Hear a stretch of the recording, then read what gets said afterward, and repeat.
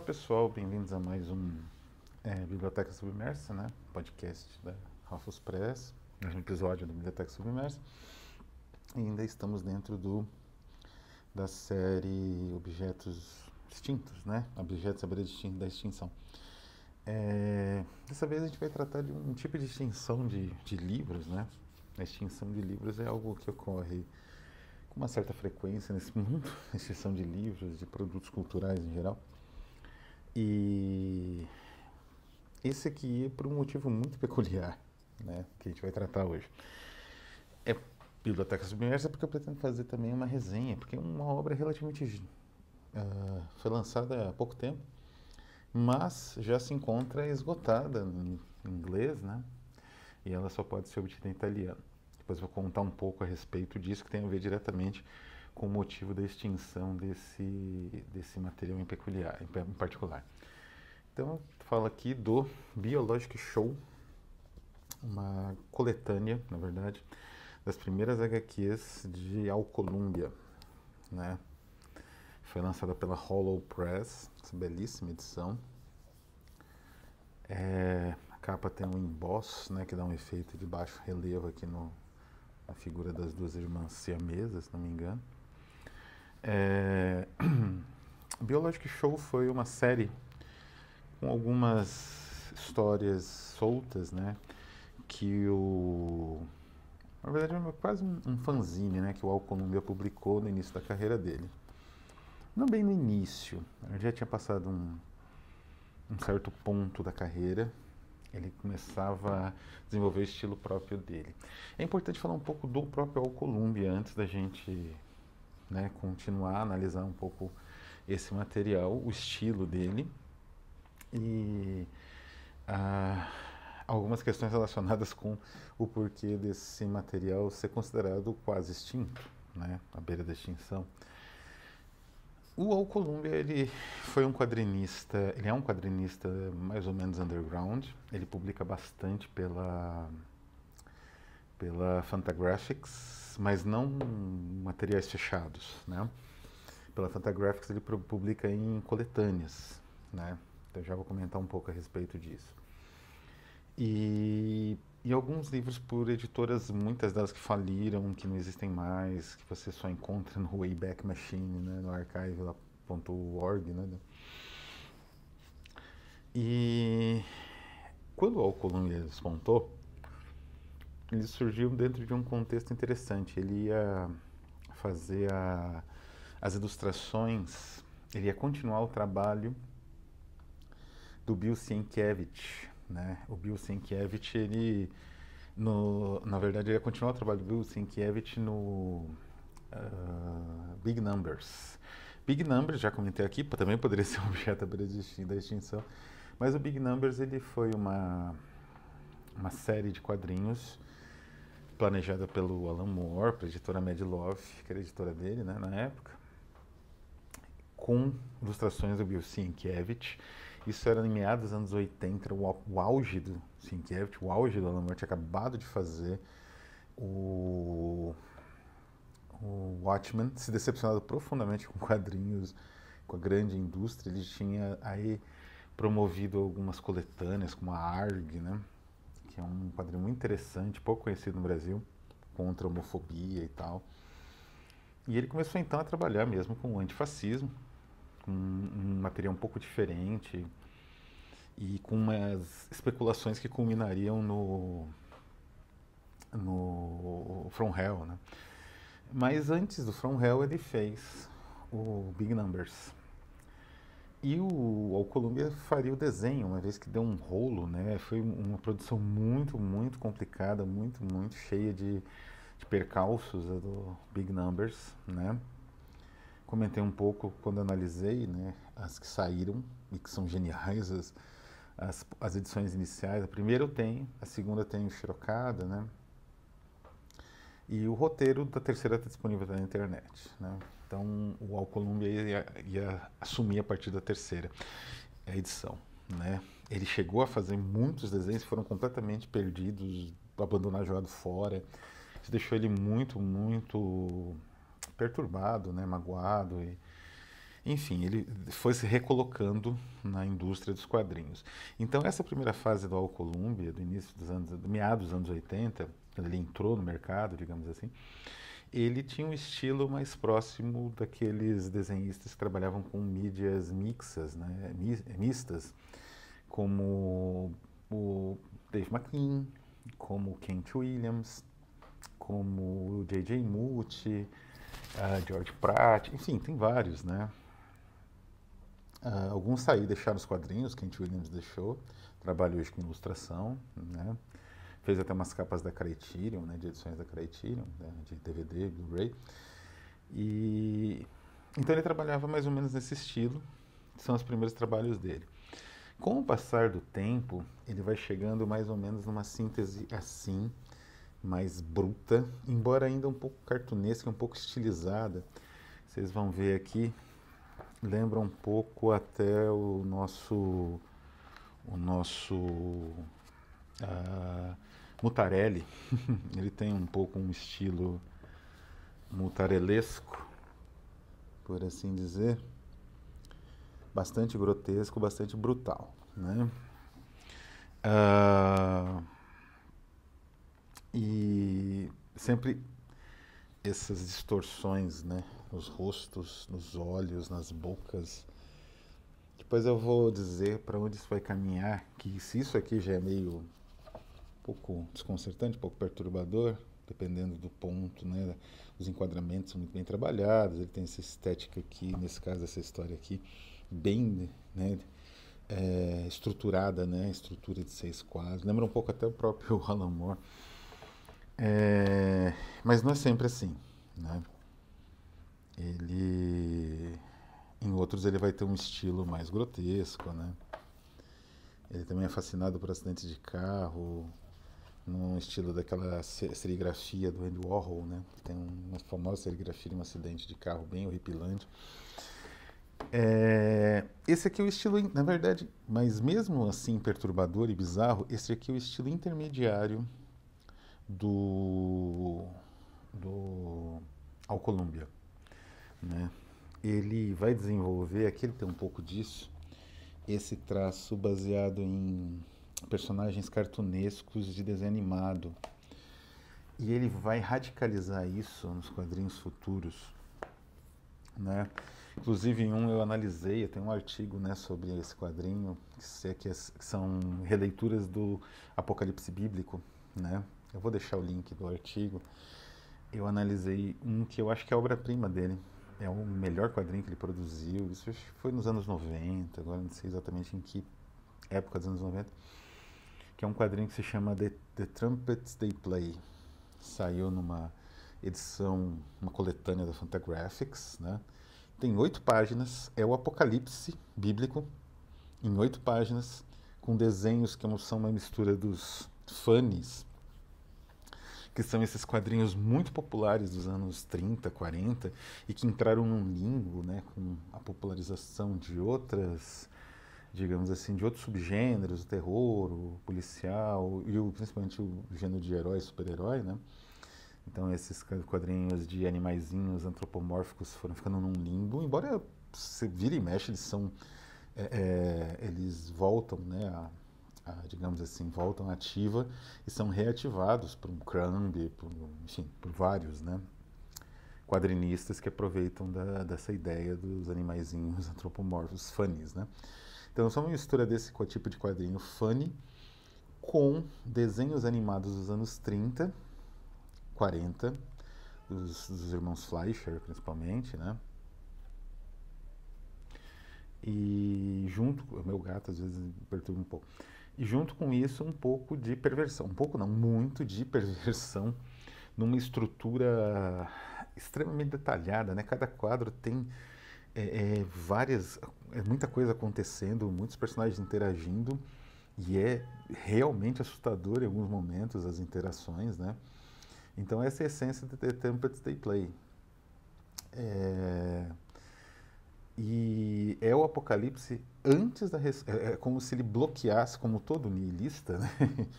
Todo cínico nihilista, ele bloqueia o desenvolvimento do Apocalipse antes digamos assim, da Terra Prometida, daquilo que é prometido, né? Do resultado final do Apocalipse. Ele bloqueia ali, então o mundo termina com a vitória do Anticristo, porque não tem a consequência, né? Posterior, que seria o contra-ataque divino que vai restabelecer o mundo. Ah, então, mas até. E depois ele vai ainda mais estilizando, né, os seus conceitos. Ele, digamos assim, ele vai pendendo cada vez mais para uma estrutura de desenho e uma estrutura narrativa de desenho mais fluida e menos estruturada em quadrinhos, né? Ele vai perdendo essa noção que ele tem bem clara aqui, que é uma estrutura em quadrinhos muito, muito regular, muito sistemática aqui, por exemplo, né? Que vem digamos, do início da carreira dele como fanzineiro, né? Quer dizer, então ele sabe aproveitar bem a página, né, para montar a estrutura, uma estrutura de quadrinhos sólida, o que tem um efeito no final, né? Ele vai abandonando isso para cada vez mais se aproximar de uma estética meio entre o muralismo e aquela que eu acho que realmente é a influência dele, do Bruegel e do Bosch, né? Do renascentismo holandês, né? Do século XVI, especialmente, que é aquele detalhamento, quer dizer, você tem uma narrativa ali, no tríptico, né? Nos trípticos do Bosch, existe uma narrativa, mas ela não é uma narrativa linear, e os elementos, eles são, digamos assim, soltos, né? Literalmente soltos no espaço pictórico. E você vai acompanhando aquilo como se fosse uma barafunda textual, né? Assim, uma série de referências, algumas referências vagamente reconhecíveis dentro das questões religiosas que envolviam Bosch, outras quase, né, quase se perde, né? Você não sabe se é uma alegoria, se aquilo é quase uma paródia, um espetáculo de crueldade, o que não era, na verdade, né? Mas aqui é. Então ele vai perdendo, né, essa capacidade de estruturação quadrinística propriamente dita e vai optando cada vez mais por essa estrutura mais solta e mais fluida. Tanto que a obra mais recente que eu tenho notícia dele, eu acho que ele tem mais obras, assim, de vez em quando ele aparece nos blogs de quadrinhos bem obscuros na internet, mas obscuros mesmo, é o Amnésia, que seria uma série de pôsteres de um diretor de cinema dos anos 30 a 50 fracassado. E aí ele tem, eu acho que é o máximo de estilização, né? Essas bocas monstruosas aqui, como aqui, ele estiliza e ela parece real quase, né? Mas você sente que tem algo de estranho naquela imagem. E é quase fotorrealista a capa, né? Enquanto que o interior são os posters dos filmes que tem esse estilo, né? Entre o desenho animado dos anos 30, as histórias em quadrinhos de animaizinhos falantes dos anos 20 e 30 e as perversões sadianas, né? Ele vai construindo isso. Então são pequenos cartazes, são pequenas narrativas, né, gráficas ali que são mais ou menos os tais filmes fracassados do diretor. Mas aqui ainda não é assim, né? Então são narrativas breves, né? E tem esse sentido meio nonsense, meio agressivamente perturbador, que é bem típico do quadrinho underground em geral, né? Aqui é um estilo que lembra até, como eu falei, o nosso Mutarelli. Ele utilizava, né, essas construções com esse tipo de expressão, não é? Esses efeitos aqui de distorção corporal são brilhantes que ele faz aqui, quer dizer, existe um determinado momento, você está vendo, ele aproveita bastante um efeito possível no quadrinho, que é muito difícil no cinema. Porque o quadrinho, como vocês podem ver nessa primeira história, que é bem curta, tem 2 páginas, e não tem diálogos, ele vai distorcendo a imagem mais ou menos elipticamente. E essa distorção demonstra que tem alguém, né, na língua dessa criatura aqui que vai abrindo a boca, não é? É, Aqui a representação ainda é de uma boca humana muito aberta, né? Mas aqui, que é como se o ser estivesse caindo, né? Esse homenzinho, a boca ela se transforma numa espécie de, sei lá, hélice, né? De multiprocessador, de lâminas, né? Então, esse tipo de distorção é como se fosse um salto na distorção, né? Que você tem até aqui, e aqui existe essa sugestão de movimento rápido e intenso e brutal. Ele trabalha bastante com esses elementos, né? Mesmo nos quadrinhos dele mais... mesmo nas criações dele mais atuais, ou em uma mais... que tem uma estrutura um pouco diferente, como o The Trumpets They Play, ainda tem esse tipo de salto, digamos assim, que cria um efeito no leitor de... não digo um efeito, um certo impacto pela distorção corporal, né? Por isso o título é perfeito, The Biologic Show. Ele trabalha, por exemplo, bastante alguns elementos. Aqui tem uma distorção expressionista, né, de rostos. Ele trabalha bastante rostos no Biological Show. E aqui esse elemento visual, que é derivado do Dicionário Infernal, né, do Colin de Plancy, uma das ilustrações é esse demônio que tem esse formato bizarro, né? Ele usa bastante esse elemento aqui, né? Uma espécie de animal estrela, né? E, enfim, né? O horror corporal é contínuo, né? Bastante contínuo. Tem os elementos tradicionais, né? Do horror aqui, para não perder um pouco a viagem. Não é? Como eu disse, ele é fascinado por acidentes de carro, né? Como aqui. Isso aqui vai aparecer até no Amnésia, ele retoma um pouco isso.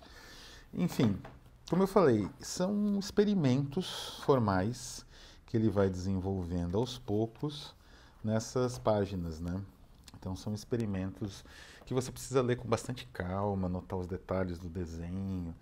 Não são narrativas propriamente dito, mas são divagações, assim, quase como pesadelos, né? Pesadelos de mudança corporal brutal. Como eu falei, não é uma mudança corporal simples e que torna reconhecível, né?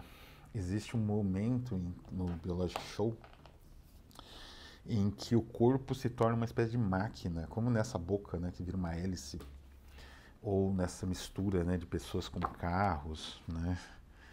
E, e sempre essa o foco do grotesco nos rostos, né? Então, como eu falei, é uma construção de pesadelo, que você precisa ler com bastante calma e notar, incrível aqui essa página, como ela é escura, né? Da criança aí pegando carona, né? Como ela é escura e como ao mesmo tempo você consegue perceber as nuances aqui. Enfim, é uma obra que vale a pena a leitura. É bastante perturbadora, mas é a obra que tem o desenvolvimento mais complexo daquilo que a gente conhece como horror corporal, né? Ele tem essas construções assim, ó. Isso aqui é uma história, né? Que vai se desenvolvendo, né? Em quadros enormes, né? Como as antigas graphic novels dos anos 30, né? Enfim, agora, por que essa obra está em extinção? O Alcolumbre ele é um autor bastante singular, assim, né? Como eu falei, que ele trabalhou com Alan Moore, ele tem uma vivência no mercado, né? Um nome até. E o que acontece? A Hollow Press também é uma grande editora. Eles trabalham com quadrinho underground praticamente no mundo todo. O Shintaro Kago, que é um dos grandes autores de Eroguro, ele publica só pela Hollow Press os últimos trabalhos dele, que são espetaculares, assim, são coisa de outro mundo. Eu não tenho aqui, porque são muito caros, mas, enfim, te acompanha e é um trabalho espetacular. E o trabalho da Hollow Press, pode ver, né? Pela impressão e tal, é também incrível, né? Eu adquiri esse livro na pandemia, durante a pandemia, final de 2020. Ele demorou 6 meses para chegar. Eu tinha até perdido as esperanças, né? Aqui vem o preço original, 16 euros. Agora ele custa fácil $250 no eBay. E eu pensei, perdi, né, tal, tudo bem. Aí de repente chegou no meio da pandemia, por conta daquelas, né, aquela abertura e fechamento de correios, de portos, de encomendas, né? Mesmo por um milagre o livro conseguiu chegar. Perdi muita coisa no meio dessa pandemia. Algumas coisas demoraram um ano para chegar. Né? Um outro livro também aconteceu isso. E aí o livro foi vendendo e a Hollow Press, editores italianos, não sei se é o nome deles aqui, eles começaram a divulgar, né, que eles tinham já lançado um livro um pôster, né, um material gráfico do Alcolumbre. É o Michele Nitri e o Marco Cirilo Pedri, né?